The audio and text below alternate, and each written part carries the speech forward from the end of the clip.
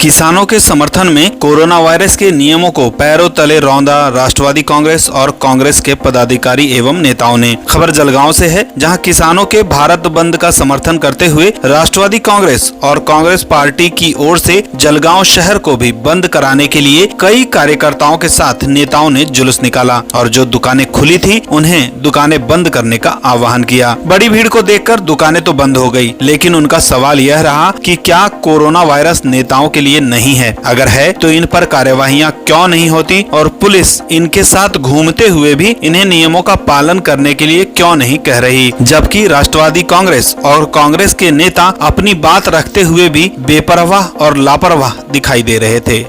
सरकारच्या विरुद्ध आम्ही आज भारत बंदचा ऐलान केलेला आहे।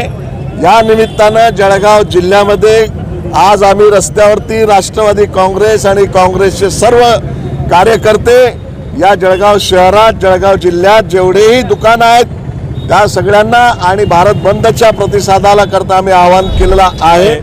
शेतकऱ्याचं मोठ्या प्रमाणामध्ये नुकसान होत असताना सुद्धा केंद्र सरकार त्या ठिकाणी शेतकऱ्यांकडे लक्ष देत नाही आणि म्हणून संपूर्ण देशामध्ये काँग्रेस राष्ट्रवादी काँग्रेस पक्ष आणि समविचारी पक्षाच्या माध्यमातून आज संपूर्ण भारत बंदचं आंदोलन करण्यात येत आहे। भले ही यह राष्ट्रवादी कांग्रेस और कांग्रेस के नेता किसानों के समर्थन में सड़क पर उतरे थे, लेकिन इन्हें भी अपनी जिम्मेदारियों को समझते हुए कोरोना वायरस नियमों का पालन करना चाहिए था, जो वो कर नहीं रहे थे। दूसरी ओर जैसे ही यह भारत बंद करवाने वाला जुलूस दुकानों के पास से हटा, सारी दुकानें पूर्ववत शुरू हो गई और जलगांव में भले ही ना दिखा, लेकिन देश के कई हिस्सों में किसानों का आंदोलन तेज दिखाई दिया और व्यापारी भी खुद अपनी मर्जी से उनका साथ देते दिखाई दिए। देखना दिलचस्प ये होगा कि क्या राष्ट्रवादी कांग्रेस और कांग्रेस के इन कार्यकर्ताओं पर भी कोरोना वायरस के नियमों का उल्लंघन करने के लिए किसी तरह की पुलिसिया कार्रवाई होती है या नहीं, जैसी 40 गांव में हुई है। जलगांव से जकी अहमद के साथ आनंद शर्मा की रिपोर्ट, इंडिया आप तक न्यूज के लिए।